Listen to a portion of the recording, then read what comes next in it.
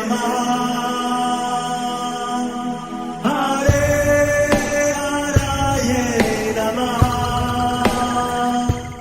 तो श्लोक नंबर 11 से लेकर 30 तक भगवान श्री कृष्ण आत्मज्ञान के बारे में बताते हैं। ये ऐसा ज्ञान है जो हमको कहीं नहीं मिलेगा। कोई लोग सोचते हैं हम एक्सपेरिमेंट से पता कर लेंगे, नहीं कर सकते। कई लोग सोचते हैं हम साइंटिफिक स्टडीज करेंगे, नहीं कर सकते, क्योंकि यह जो आत्म तत्व है ये बहुत ही सूक्ष्म है। कोई भी भौतिक वस्तुओं के द्वारा हम इस आत्मा को नहीं जान सकते, और इसीलिए शास्त्रों का बहुत भारी महत्व है और उसमें विशेषतया भगवत गीता का बहुत महत्व है। आत्म तत्व के बारे में बताते हुए भगवान श्री कृष्ण बोलते हैं कि संसार का जो 5 महाभूत है, पृथ्वी, जल, वायु, अग्नि और आकाश, इनमें से किसी भी तरह का कोई भी प्रभाव इस आत्मा पर नहीं पड़ता। और श्लोक नंबर 24 में बोला, अछेद्यो अयम अदाह्यो अयम अक्लेद्य अशोष्य एव च। कोई भी इस आत्म तत्व को हानि नहीं दे सकता। और बताया गया नित्यः, यह शाश्वत है, सदैव रहने वाला है, सर्वगतः, हर जगह पर जा सकता है। जो साइंटिस्ट लोग सोचते हैं कि जीवन तो केवल इस पृथ्वी लोक पे ही है, पर जब हम शास्त्रों का अध्ययन करते हैं तो हमें पता चलता है बहुत सारे लोक है और हर लोक के अंदर बहुत सारे जीव वहां पर निवास करते हैं। जैसे कई लोग सोचते हैं अरे सूर्य लोक में तो कौन होगा, वहां पर तो इतनी तेज अग्नि है, हर कोई भस्म हो जाएगा। पर अग्नि को अग्नि नहीं जला सकती। तो वहां पर जो सूर्य लोक के अंदर जो सूर्य देव की प्रजा है, उनका शरीर हमारी तरह नहीं है, उनका शरीर अग्नि तत्व से बना हुआ है, और इसीलिए वे वहां पर आराम से रह सकते हैं। और इसीलिए यहां पर बोला गया सर्वगतः, यह जीवात्मा कहीं पर भी रह सकता है, कहीं पर भी जा सकता है। और बताया गया सनातन है। पर इसमें खासियत क्या है, अव्यक्तो अयम, ये हमारे इंद्रियों का तत्व नहीं है, हम बुद्धि के द्वारा नहीं समझ सकते, हम आंखों के द्वारा नहीं समझ सकते। हम किसके द्वारा समझ सकते हैं, शास्त्रों के द्वारा, ज्ञान चक्षुओं के द्वारा हम इस जीवात्मा के लक्षणों को समझ सकते हैं। और ये ऐसा ज्ञान है जिसके द्वारा हम लोग अपने जीवन में हर तरह का डर से बाहर निकल सकते हैं। कई लोग सोचते हैं अरे बच्चों लोगों को भगवत गीता भी सिखा कर क्या करेंगे, बड़े हो जाएंगे, अपना दायित्व निभाएंगे, बूढ़े होंगे तो भगवत गीता का ज्ञान लेंगे। नहीं, भगवत गीता का ज्ञान इस क्षण में, हर समय इसकी बहुत आवश्यकता है। क्योंकि जब हम संसार में चलते हैं तो हमें तरह तरह का डर लगता है, और ऐसे समय में भगवत गीता का ज्ञान हमारी सहायता करता है। कई लोग अंधेरे से डरते हैं, कई लोग भूत प्रेतों से डरते हैं, कई लोग अपने मैनेजर से डरते हैं, कई लोग अपने बीबी से डरते हैं, तरह तरह का डर लेके बैठे हैं। पर भगवत गीता के ज्ञान को जब समझते हैं तब हमको पता चलता है हम भगवान के सनातन अंश हैं। ये सनातन अंश किसके हैं, अखिल ब्रह्मांड नायक साक्षात स्वयं भगवान श्री कृष्ण के। उन भगवान कृष्ण के अंश होकर हम छोटी छोटी चीजों से डर जाते हैं, छोटे छोटे टोटकों से डर जाते हैं। कई लोग ताबीज पहन के घूमते हैं, कई लोग अंगूठियां पहन के घूमते हैं, कई लोग कड़े पहन के घूमते हैं, सोचते हैं ये कड़ा मेरी मदद करेगा, ये अंगूठी मेरी मदद करेगा। किस किस का हम सहारा लेते हैं। तो भगवत गीता का जो ज्ञान है हमको प्रचंड शक्ति देता है, और इसीलिए भगवत गीता के ज्ञान को हमें अच्छे से समझना है। श्लोक नंबर 30 में बताया गया, देहि नित्यम अवध्यो अयम देहे सर्वस्य भारत चाहे शरीर को कितना भी नुकसान हो जाए, पर जो उसके अंदर रहने वाला जो जीवात्मा है वह अवध्य है। तो उस ज्ञान को लेके करना क्या है? तो बोला गया तस्मात् सर्वाणि भूतानि न त्वं सोचितुम अर्हसि। और इसीलिए जो मोह से उत्पन्न हुआ जो शोक है वह तुमको नहीं करना है। कई लोग ऐसा होता है कि नए गाड़ी लेके आते हैं, जैसे ही डेंट पड़ जाता है बहुत दुखी हो जाते हैं। लोग छोटी छोटी बातों को लेकर दुखी रहते हैं। भगवान यहाँ पे बोलते हैं अरे कितना भी बड़ा नुकसान हो जाए, ये शरीर का नुकसान से तो बड़ा नहीं होगा, और शरीर का नुकसान हो गया तो भी चिंता नहीं है, क्योंकि जो वास्तविक हम हैं, जो हम जीवात्मा है, वो सदैव विद्यमान रहता है। गरुड़ पुराण में तो बहुत सारी बातें बताई गई। शरीर खत्म होने के बाद में नया रास्ता आरंभ होता है। आगे चलकर यमराज की सभा में जाते हैं, वहां पर सारा लेखा जोखा चेक किया जाता है और उसके बाद में अगला शरीर दिया जाता है। तो ये शरीर की यात्रा चलती ही रहती है।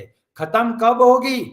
जब हम भगवान कृष्ण की शरण में जाएंगे, जब हम भगवान श्री कृष्ण को तत्व से समझेंगे। जब भगवान श्री कृष्ण को तत्व से समझते हैं तो हम लोग भगवान के धाम में जाकर सदैव भगवान की सेवा कर सकते हैं। तो इसीलिए भगवत गीता के ज्ञान को हमें अच्छे से समझना है, डर डर के नहीं जीना है। और फिर भगवान श्री कृष्ण कर्मों के बारे में बताते हैं, जो श्लोक नंबर 31 से आरंभ होता है। भगवान इतने दयालु है कि अर्जुन को अलग अलग तरीके से समझाते हैं, ताकि अर्जुन अपने कर्तव्य कर्मों को बहुत अच्छे से कर सके। कई लोग सोचते हैं अरे अर्जुन तो बहुत बड़ा धर्मात्मा था, देखो किसी को मारना भी नहीं चाहता, किसी को कष्ट देना भी नहीं चाहता, पर ये भगवान कृष्ण क्यों उसको बोल रहे हैं युद्ध करो? ये बहुत जरूरी है समझना कि अर्जुन एक पुलिस वाला है। पुलिस वाला अगर आराम से बैठ जाएगा तो समाज के अंदर सब जो गुंडे लोग हैं वो पूरे समाज को नुकसान पहुंचाएंगे। इसीलिए जो पुलिस वाले हैं उनका दायित्व है कि जो गलत काम करते हैं उनको सजा देना। और भगवान श्री कृष्ण इसी बात को महत्व देते हुए अर्जुन को बोलते हैं, अर्जुन तुम एक क्षत्रिय हो, तुम्हारा दायित्व है प्रजा की रक्षा करना। अगर तुम प्रजा की रक्षा नहीं करोगे तो ये सब आतताई है, ये सब के सब गुंडे लोग हैं जो समाज को नुकसान पहुंचाएंगे। और इसीलिए तुम्हारा जो दायित्व है उसको अच्छे से निभाना है। तो भगवान श्री कृष्ण पहले आत्मा का ज्ञान देते हैं, फिर क्षत्रिय होने के नाते उनका क्या कर्तव्य है वह समझाते हैं कि अपना दायित्व को निभाओ, हारोगे या जीतोगे उसकी चिंता नहीं करना है। कई बच्चे लोग बहुत डरते हैं, सोचते हैं अरे एग्जाम में पास होंगे कि नहीं होंगे, अच्छे मार्क्स आएंगे या नहीं आएंगे। तो भगवान महत्व देते हैं अपना कर्तव्य कर्मों को बहुत अच्छे से करना है। ये अच्छे से जब हम कार्य करते हैं तो परिणाम स्वतः ही हमको अच्छा मिलेगा, और अच्छा नहीं भी मिले तो भी कोई चिंता नहीं। क्यों? क्योंकि हमने अपनी तरफ से कोई कमी नहीं रखी। और इसीलिए अपने दायित्व को अच्छे से समझना है। भगवान श्री कृष्ण बोलते हैं अरे तुम जीत गए तो भी फायदा है और मर गए तो भी फायदा है। क्यों? क्योंकि अगर अपना कर्तव्य कर्म करते करते मृत्यु को प्राप्त हो गए तो भी कोई चिंता नहीं, स्वर्ग में जाकर स्वर्ग में सुख भोगोगे। और इस तरीके से भगवान श्री कृष्ण अर्जुन को सिखाते हैं कि चाहे तुम अपने शरीर के कर्तव्य कर्म को समझो या आत्मा के कर्तव्य कर्मों से समझो, दोनों ही दृष्टि में युद्ध करना बहुत जरूरी है। और उसके बाद में भगवान श्री कृष्ण सबसे महत्वपूर्ण बुद्धि योग का वर्णन करते हैं। श्लोक नंबर 37 में बोलते हैं हतो वा प्राप्स्यसि स्वर्गम, अगर मृत्यु को प्राप्त हो गए तो भी नुकसान नहीं है, स्वर्ग में जाकर आराम करोगे। जित्वा वा मोक्ष्यसे महीम, जित्वा वा भोक्ष्यसे महीम, जीत कर महीम इस पृथ्वी के राज्य का उपभोग करोगे। इसीलिए तस्मात् उत्तिष्ठ कौन्तेय युद्धाय कृत निश्चय, अपने कर्तव्य कर्मों को समझकर बहुत अच्छे तरीके से अपना दायित्व निभाओ। कई लोग आलसी हो जाते हैं, सोचते हैं अरे हम तो भगवान की शरण में बैठे हैं, हमें कोई कार्य करने की जरूरत नहीं है। पर अर्जुन के माध्यम से पता चलता है वास्तविक शरणागति होता है अपने दायित्वों को बहुत अच्छे तरीके से करना, पर आश्रय भगवान का लेना, जो कि भगवान श्री कृष्ण अर्जुन को उत्साह दिलाने के लिए बताते हैं। और उसके बाद में भगवान बोलते हैं सुख दुखे समय कृत्वा लाभ अलाभो जय अजयो ततो युद्धाय युज्यस्व नैवं पापम अवाप्स्यसि। जब हमें अपना दायित्व करना है, कर्तव्य कर्म करना है, तो पूरा ध्यान किस पे देना है? बहुत अच्छे तरीके से कार्य करना है।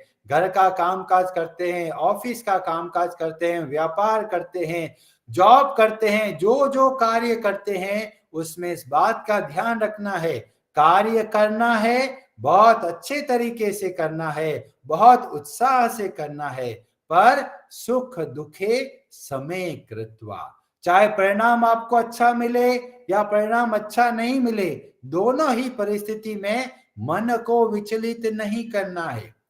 सबसे बड़ी क्या करते हैं? व्यापार करते हैं, बहुत फायदा हो गया तो बड़ा मजा आता है, और नुकसान हो जाता है तो बहुत उदास हो जाते हैं। हमें परिणामों को लेकर अपने मन के अंदर विकार नहीं लेके आना है, पर जो हमारा दायित्व है वो बहुत अच्छे से करना है। व्यापार करते हैं, व्यापार को अच्छे से समझना है, शुद्ध तरीके से करना है। अच्छे तरीके से व्यापार करेंगे तो हमारा मन संतुष्ट रहेगा। आलस करके व्यापार करेंगे तो व्यापार में नुकसान होगा ही। तो ऐसा नहीं है कि भाई नुकसान करने दो, हमको क्या फर्क पड़ता है? फर्क पड़ता है। क्या फर्क पड़ता है? जो हमारे हाथ में है उसको बहुत अच्छे से करना है, पर जो हमारे हाथ में नहीं है उसको हमें स्वीकार करना है। तो जब करना है बहुत अच्छे तरीके से करना है। परिणाम क्या मिला? जितना हमारे हाथ में था उतना हमने किया। जो चीज हमारे हाथ में नहीं है, जैसे कि लाभ होना या फिर हानि होना, हमारे हाथ में क्या है?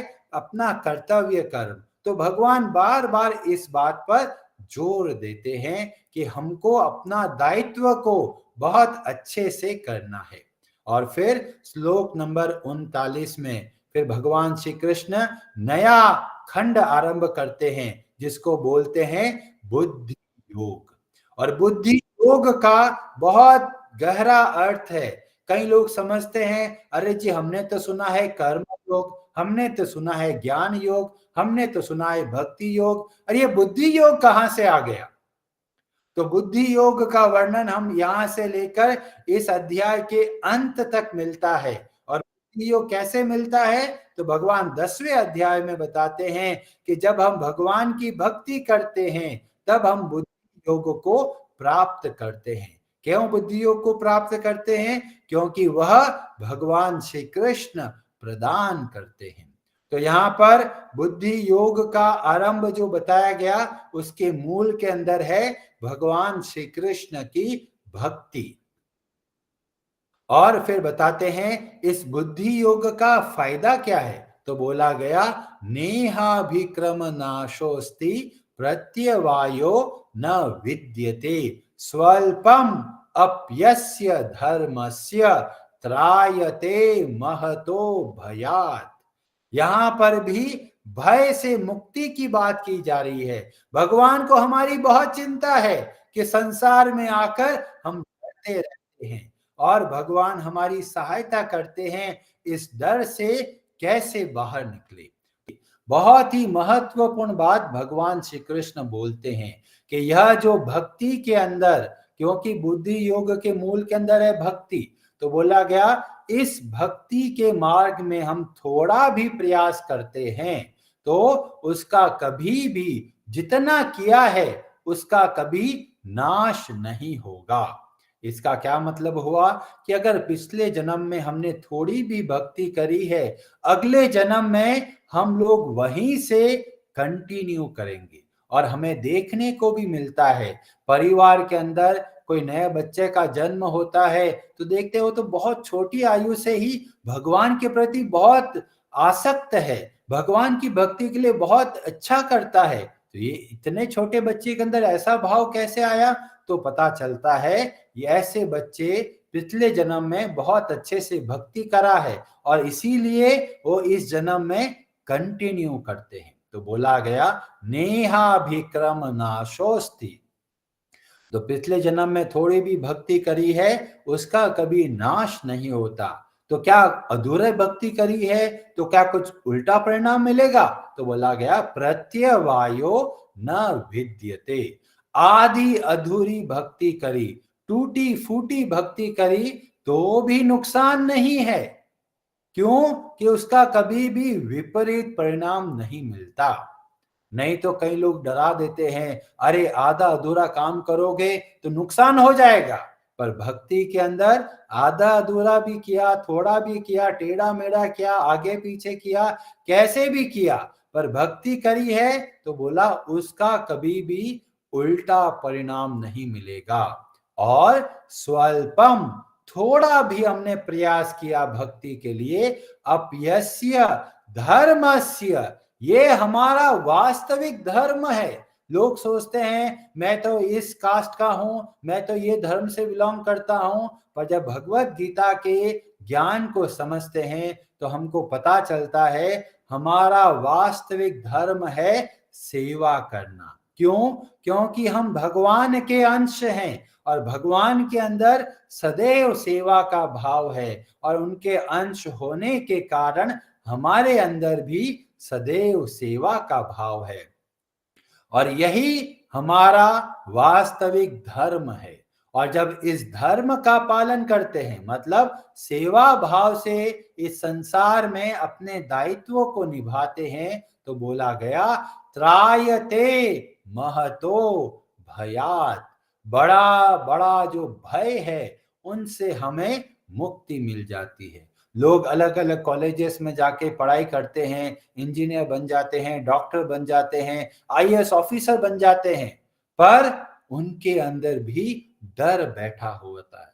तो ये जो विद्या है, जो हमें एजुकेशन जो कॉलेज में मिलती है, वो हमारे लिए पूरी तरह लाभदायक नहीं है। क्यों? क्योंकि हमारे डर को वो नहीं मिटा सकती और इसीलिए आध्यात्मिक ज्ञान की हमें बहुत आवश्यकता है, क्योंकि यह आध्यात्मिक ज्ञान है, भगवत गीता का, श्रीमद् भागवतम का ज्ञान हमारे मन के अंदर जो भय बैठा हुआ है उससे हमारे को बाहर निकालने में सहायता देता है। और इसीलिए चाहे छोटा बच्चा हो, चाहे बूढ़ा व्यक्ति हो, हर कोई, उनके लिए सबसे जरूरी है ऐसे शास्त्रों का अध्ययन करना और उसके हिसाब से जीवन में परिवर्तन लेके आना। क्योंकि ये ऐसा ज्ञान है जो हमारे मन के अंदर भय, काम, क्रोध, लोभ, मोह, मद और मात्सर्य, इन सब को खत्म कर देते हैं, जिससे कि हम अपने वास्तविक स्वरूप में स्थित हो जाते हैं और समाज का, देश का, संसार का वास्तविक रूप से भला कर पाते हैं। तो ये बुद्धि योग को बहुत अच्छे से समझना है और बताया गया इसमें क्या लक्षण है, व्यवसायात्मिका बुद्धिर एकेह कुरु नंदन।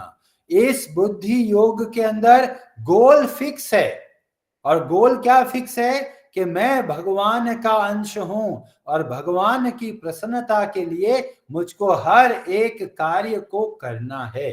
जब इस तरह की बुद्धि स्ट्रांग रहती है, फिक्स रहती है, तो मन चाहे कितना भी भागेगा वह वापस वहीं पर आएगा। जैसे अपन लोग देखते हैं एक बंदर होता है, बहुत उछल कूद करता रहता है, पर अगर उसको बांध कर एक खूंटी से बांध दिया जाए तो रस्सी से वो भले ही इधर उधर कूदेगा पर ज्यादा दूर नहीं जा पाएगा। क्यों? क्योंकि वो रस्सी से बंधा हुआ है।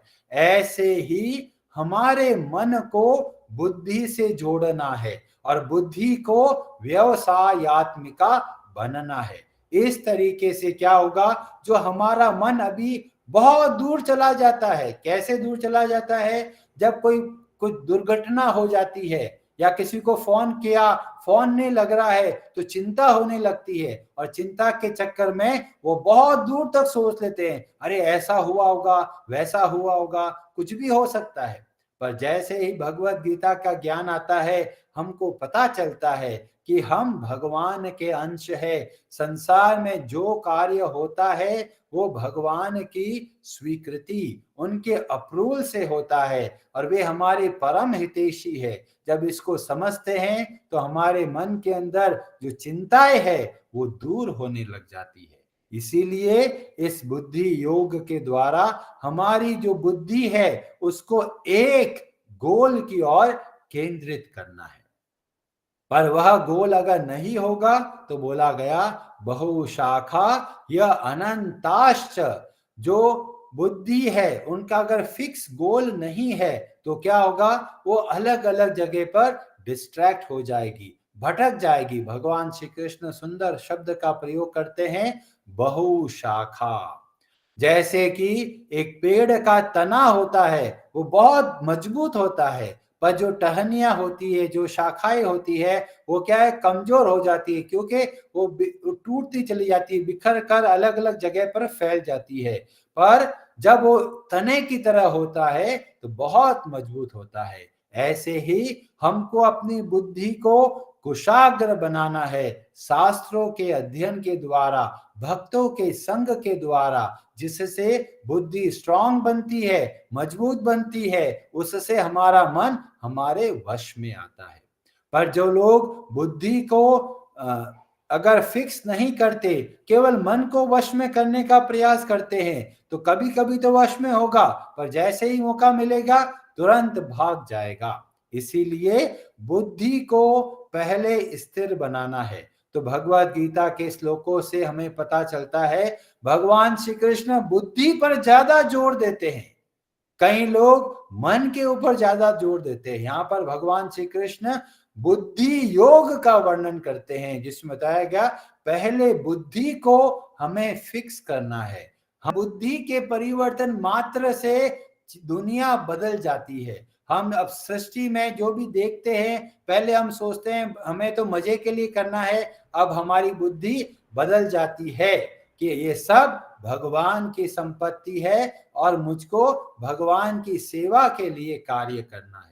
इसीलिए भगवान बुद्धि पर ज्यादा जोर देते हैं। पर कई लोग क्या होते हैं, शास्त्रों का वर्णन करते हैं, इसमें तो ऐसा बताया गया, ऐसी पूजा करेंगे तो ये फायदा मिलेगा, ये पूजा करेंगे तो ये फायदा मिलेगा। तो भगवान बोलते हैं कि जो ऐसे वचन वेदों में दिए गए हैं उस पर ज्यादा ध्यान नहीं देना है। क्यों? क्योंकि वेदों में सभी तरह लोगों का बताया गया है। जो लोग भोगों के प्रति आसक्त रहते हैं उनको भी भगवान से जोड़ना है। इसीलिए वेदों के अंदर ऐसी बातें मिलती है कि ऐसी पूजा करोगे तो ये लाभ आपको मिलेगा। पर भगवान सावधान करते हैं। क्या सावधान करते हैं? या मीमां पुष्पिताम वाचम प्रवदत्य अविपश्चित। जो पुष्पित शब्द है वो वास्तव में हमारे काम के लिए नहीं है। क्यों? कामात्मान स्वर्ग परा जन्म कर्म फल प्रदाम।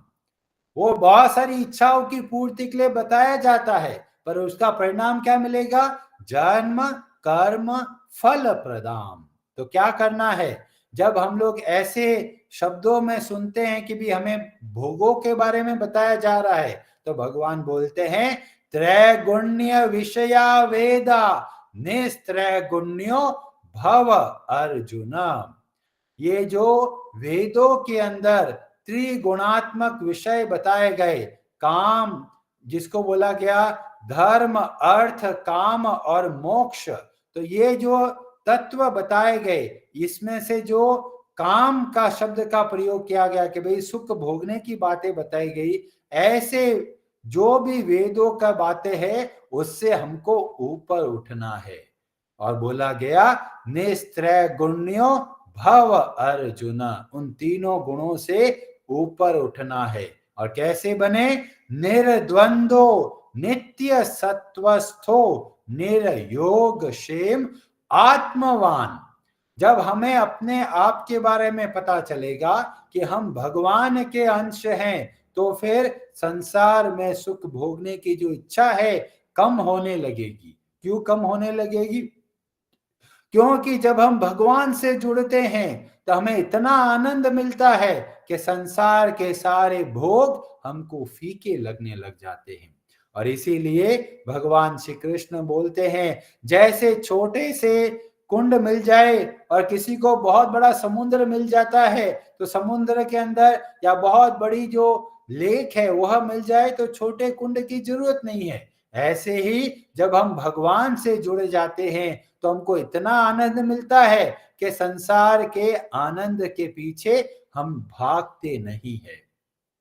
और फिर भगवान श्री कृष्ण बहुत महत्वपूर्ण सिद्धांत बताते हैं। ये ऐसा सिद्धांत है जो हमारे जीवन को बदल सकता है। भगवान श्री कृष्ण बोलते हैं, कर्मण्येवाधिकारस्ते मा फलेषु कदाचन। ये एक ऐसा श्लोक है जो हमें बहुत उत्साह दिलाता है। जैसे कई लोग बहुत प्रयास करते हैं कोई एग्जाम के लिए और एग्जाम में फेल हो जाते हैं, पास नहीं हो पाते, तो बहुत हताश हो जाते हैं। तो भगवान श्री कृष्ण बोलते हैं, मा फलेषु कदाचन। जो परिणाम हमको मिलता है उसमें केवल हम पूरी रूप से कंट्रोल नहीं करते, बहुत सारे कारण हैं। तो हमको क्या करना है?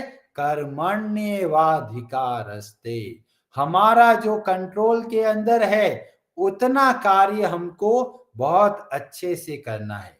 पर ये नहीं सोचना है कि हमने मेहनत करा है इसीलिए आज हम पैसा कमा रहे हैं, हम मेहनत करते हैं तो हमारा घर चलता है। ये दोनों बहुत अलग बात है। मेहनत आप कर रहे हो, पर बहुत सारे लोग मेहनत कर रहे हैं, सभी को तो वैसा परिणाम नहीं मिला है। तो परिणाम मिला है तो आपको भगवान के प्रति कृतज्ञ होना है।